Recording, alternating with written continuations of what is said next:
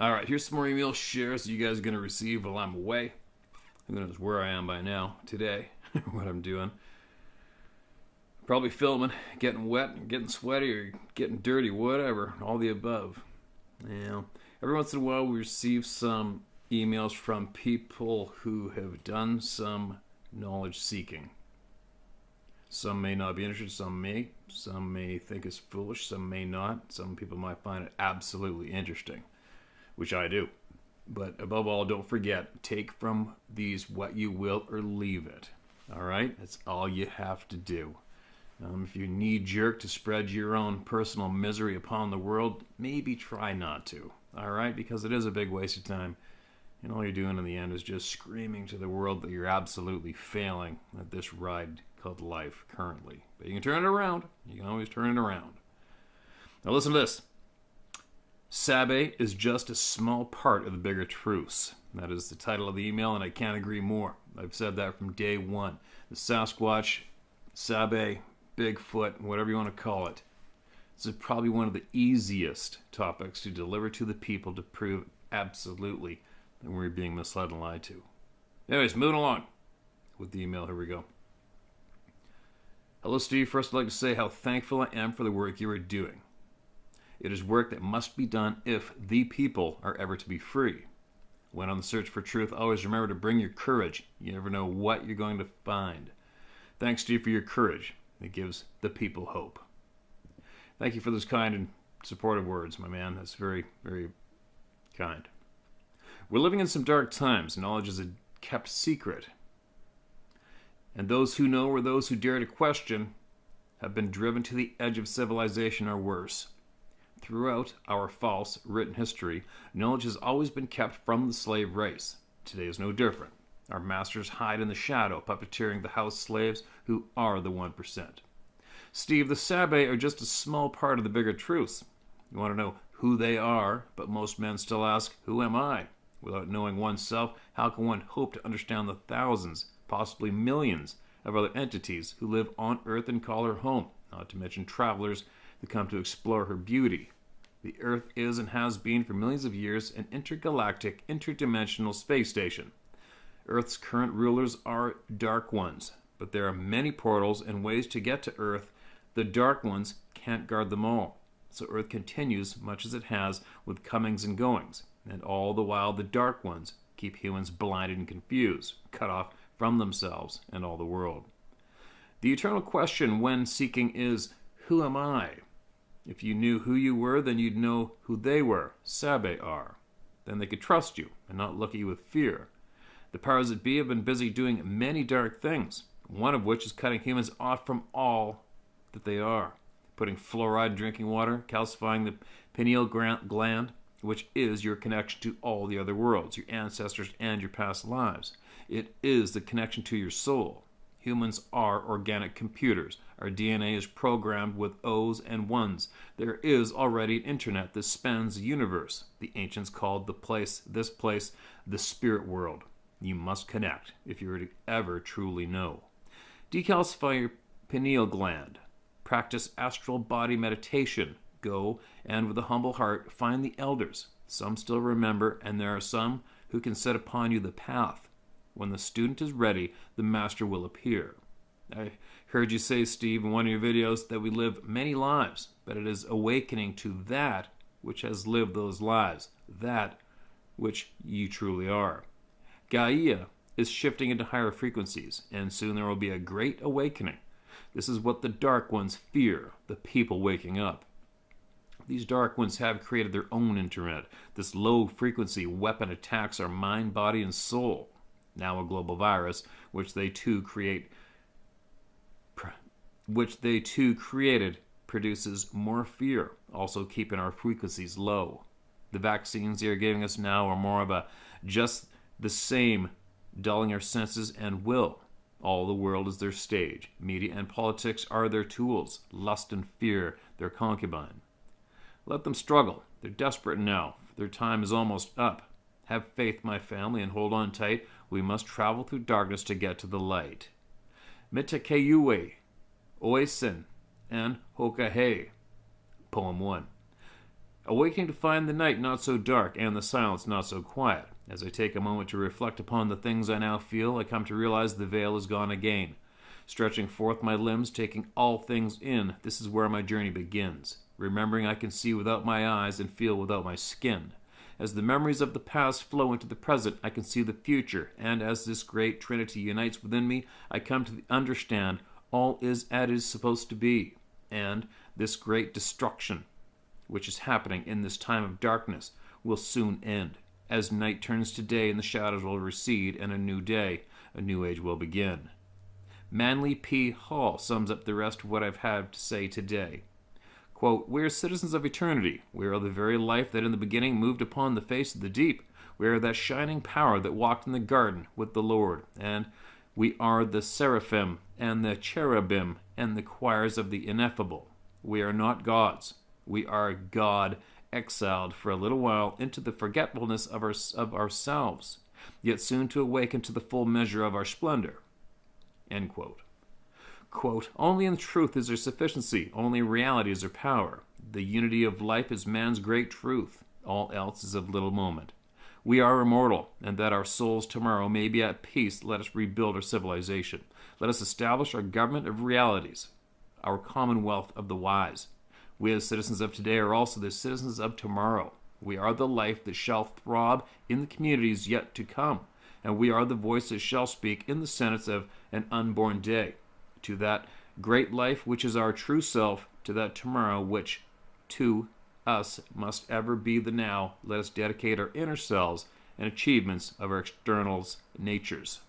End quote. Keep up the good fight. Gaia bless. All right, thank you for that message, that email, and this is definitely going to strike a chord with many listening right now, and it's also going to confuse many listening right now as well. So I will leave you with the end of that email is take from it what you will, or leave it, but make sure you listen to every single person that comes here to share with us. All right, everyone's voice needs to be heard, and that is how we are going to get to our truth. Now, what else do we have here? My last camping trip is the title of this email. Hello, my name is Jacob. I live in West Virginia. I heard a story similar to my experience on your YouTube channel. This will be my first time sharing my encounter. One year I went camping with my girlfriend before she left to visit her mom in Florida. We were camping at a creek by my house, far enough in the bush, I doubt anyone could hear us scream. Everything was going great until we fell asleep. Around 3 o'clock in the morning, my girlfriend woke me up scared shitless with tears in her eyes. She said, "Babe, there's someone outside our tent." I thought, who in the hell would be this deep in the bush at 3 o'clock in the morning? I noticed everything was dead silent. I heard heavy breathing along with footsteps. This thing sounded out of breath. Instantly, the hair stood up all over my body. These footsteps were definitely from something walking on 2 feet. Heavy footsteps at that. Anyway, I asked her what was going on, and she said she was woke up because she heard something and thought it was me, until she felt me next to her, and that's when she said, saw a shadow cross between our tent and the dim camp light, the dim campfire. It picked up my hatchet up off of a log and tossed it into the creek. We were then interrupted by what sounded like rocks being smacked together.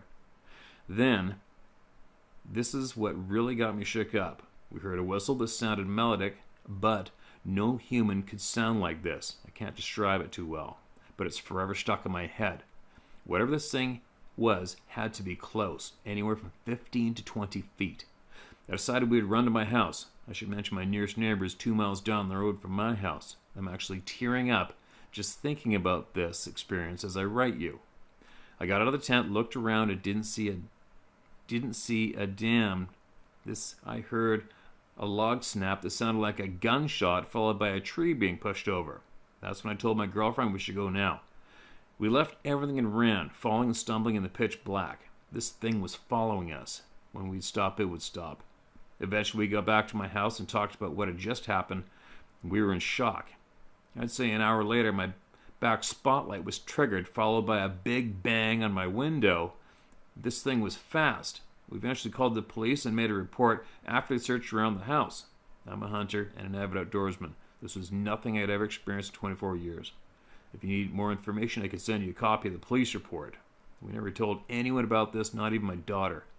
But I'm very wary when it comes to her playing outside and eventually put a fence up. This experience was so traumatizing that I didn't go back for my tent or equipment until 4 to 5 months later. When I arrived, everything was scattered, and a 4-man tent was upside down and broken beyond all recognition. Thank you, and we appreciate what you're doing for people, and parents need to be aware there's something going on. All right. Jacob, thanks for that email. And yes, there is something going on, and yes, parents need to be made aware, and yes, parents need to speak openly to their children and inform them honestly, because nobody else is going to do it. Trust me. Nobody else is going to do it. Can I explain why it is these things do these things to us, and especially at nighttime? I haven't a clue. Why do they always usually choose after dark? I haven't a clue. When you're that big, that skilled, that intimidating, and outclass us little weird humans that much, I do not know why they prefer to take the advantage over darkness than they do light. I really don't get it. But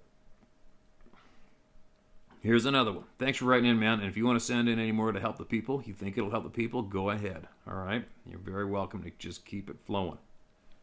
All right. Dear Steve, okay. A mere 3 on a scale of 10 interest in rocks being thrown. Yep. Lukewarm interest in this part of the topic, I'd say, and that's just about right. But building a support system for all the people out here who have had and who will have very troubling experience or a potentially life-impairing or crippling experience of life-changing fear or worse to the level of clinical PTSD, and that way too many people have already experienced this, is the real focus. So, of course, it's all real. But can you actually get over the facts soon, folks? Steve was and is not motivated by becoming a fascinating folklore or exotic entertainment-oriented channel either, period. Nor is his channel topic being presented primarily as one of the fascinating, perplexing mysteries of life-type orientations. And if that's weird to you, or even disappointing to you, then that's really funny and ironic then, isn't it? Rather, we simply are being presented here with a brand new fundamental opportunity to learn how to reinterpret and reorient to something very different in our life learning. Differently, which is also ironic. All this is in a basically new and different moral compass type orientation for far too many people. So it's all about caring about how people really feel, folks, and an opportunity to learn how to see something odd completely differently for many of us right here in our actual day-to-day living opportunity along with others. Read the next sentence as you, Steve, look up into the camera while reading and say, "Don't you get it, folks? LOL. Can we just all pause, please, reflect, and please reconsider learning to reset our existing beliefs and adjust our basic viewpoints, please?" Well, that's kind of ironic. This is one of the very few times I'm reading without the camera on, isn't it? There you go, I read it. It's not about how many rocks have been thrown at him or even more so anyone else. And it's not even about our personal earth-changing realization that these relatively unknown peoples are indeed just as real as you or I, or maybe even more so. So isn't that an interesting idea? So please get beyond the basic 101 level of belief versus disbelief as soon as possible, because there are many people out there who are in serious need of, and more will be in need of, real, substantial psychological and emotional support and help in dealing with the trauma of unexpectedly seeing or encountering one of these relatively unacknowledged and shockingly different looking and acting people and beings. And almost as importantly, that there are indeed commonly unacknowledged, radically different types of peoples living and roaming freely in and out of our woods and deserts that our governments and learned scientists won't widely acknowledge, and very importantly, why not? And that some of them even pass in and out of other dimensions and have supernatural capabilities. Sure, it's something to think about. But, yeah, okay, it's probably not more fascinating than the rumored reports among Steve's buddies that Steve eats tofu for lunch and dinner, and that his girlfriend just skips slightly through the forest to bring it to him whenever he often forgets it after spending all night at her place. Lucky son of a bitch. Okay, that was kind of funny. But seriously, I only write this to give Steve a break and having to repeat these all too new ideas for many over and over again. for the rest of the life of his channel. LOL. So, love you, Steve. Laugh my ass off. All in the power of God. Edmund, thanks for that email, my man. Thank you for the support and the words to the people. I hope they listen. I hope they pick up what you're saying, because I do. Moving along. Mark this one as read so I don't get shit on, although I get shit on no matter what. Here we go. Hi, Steve. Thanks for all you're doing for us. It feels really good to be heard and, most importantly, believed. Sometime back, you asked if it was possible to see through others' eyes. First Nations culture says that in the spirit, one can see the past, present, and future.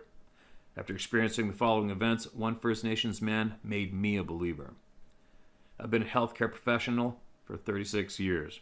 From 2005 to 2010, I was working in a small hospital in the central UP of Michigan. Mid-2008, I met a man named Roger Bell, now deceased. He clearly identified as a First Nation, so I asked him about his tribe and his native name. He stated that he was White Wolf, a firekeeper of the Potawatomi tribe. I brought him back to the waiting area where he started to speak native to a younger man. He pointed to me and said the phrase, "Watch Joe win." I asked what was said. He stated that I was named and introduced to his son. I asked how I could be named without having a vision, and the translation. He stated that the Spirit reveals what I do, and I am now Roaring Rapids. My second encounter with him, Roger was happy, content, and wanted to talk about the grandfathers. The grandfathers know all, see all. Not many are left. You walk through them. They have laid over peacefully. Roger, can you please tell me what a grandfather is? He stated they are massive white pine trees. No logging, only old age and lightning take them down. You walk over the long, narrow mounds where their springs bubble out of the ground. At this point, Steve, I was getting some serious goosebumps. This location is very remote. No road or trail, just good old-fashioned compass-bearing navigation. My third encounter with him was brief. I believe his terminal condition was taking its toll. Sometime around the first week of May in 2009, I saw Roger one last time. On Friday, a First Nation co-worker informed me that he had been admitted. I went up to visit with him. Although I had 100 questions to ask, he was clearly too weak for any of that. He did say a couple of things in the spirit that really got my attention. The first thing was about love.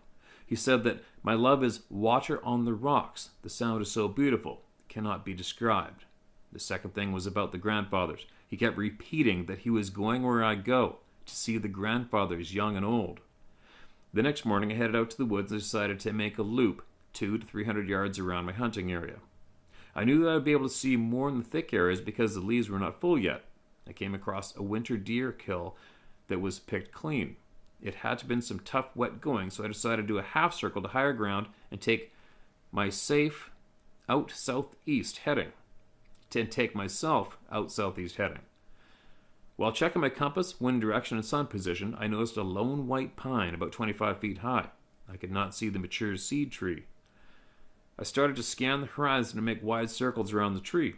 About 40 yards out, I saw the top of a massive white pine. I went back to the young tree, took a compass bearing to the large one. They were about 100 yards apart, and there was 2 places where I could see them both at the same time. I've had at least a dozen encounters / incidents with Sasquatch beings within 500 yards of this location. In my humble opinion, I believe First Nations, sacred native lands, and Sasquatch are all connected. I hope that my account of Roger Bell was not disrespectful to the First Nations communities. I also would like to encourage them to comment on how to pass safely and respectfully through sacred native lands. I did a little digging to check myself. Leatherneck.com shows that Roger Bell was a Marine and a retired law enforcement officer. He passed away Saturday evening on the 9th of May 2009 after a lengthy illness. I will always wonder if he was a medicine man. God bless you, Steve, and thanks again for all you're doing. Respectfully, Larry Hinsala. Larry, thanks for that. Thanks for that email into the people, man.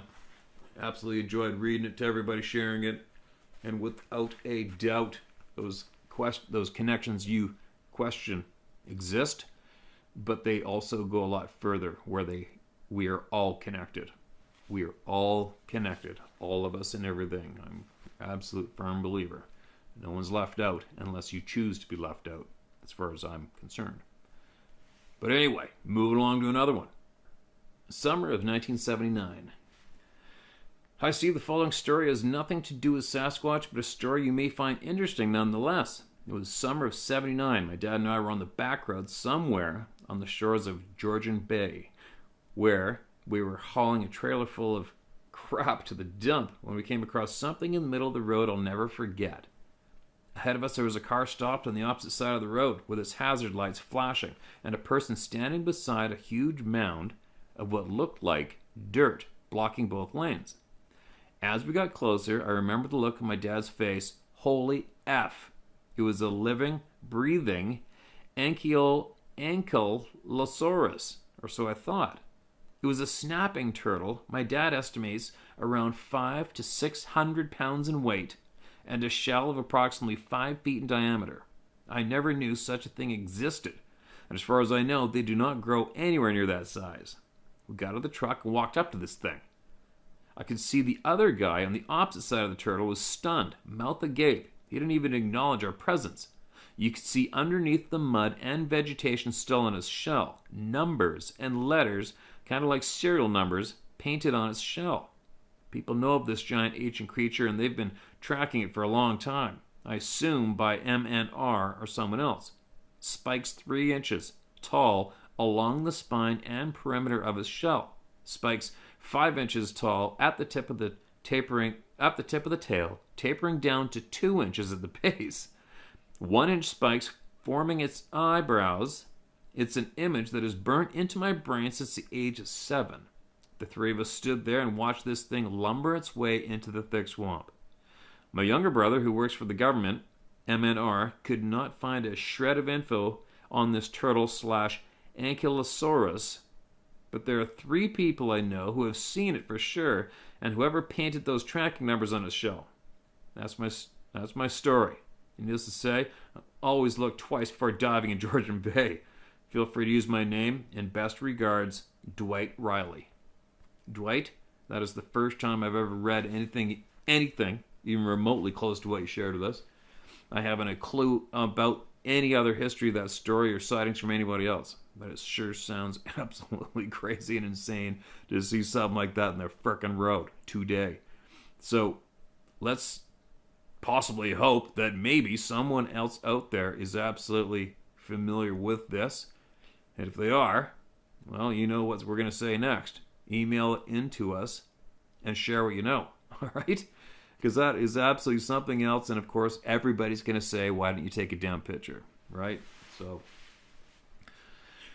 out of those, I don't know how many people see the thing in the front of the road, nobody has anything to take a photo of. It sounds a little odd, a little off, but I've seen a lot of crazy shit and never took a photo myself either. So, anyway, if anybody out there has anything they want to add to that, email it back in, all right? That is one hell of a sight to share. Moving along, here we go again. Hey Steve, hope you share this, as the man who shared this encounter with me has passed on, and I know he would like to help others if he can. Alright, consider it done. This encounter happened in the Cascades in Oregon during, I believe, the late 80s, early 90s. He had been a forest ranger for about 15 years at this point and was checking a few sites in the mountains for reasons I don't remember. What do I remember in detail was that he crested a ridge in the mountains. He saw a very large hairy being scratching its back against an old-growth Douglas fir in a side-to-side motion. My friend froze the moment he saw the Sasquatch. He watched in disbelief as it scratched its back on the tree, glanced in his direction, and quickly walked out of sight behind some other trees. All told, he saw it for only a few seconds.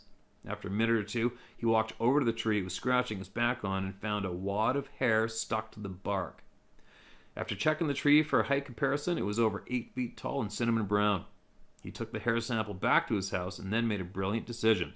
He would send it in for DNA analysis, but only about half of the hair he pulled off the tree. He sent the sample and included a letter to a facility that specializes in wildlife DNA evidence in poaching and animal smuggling crimes.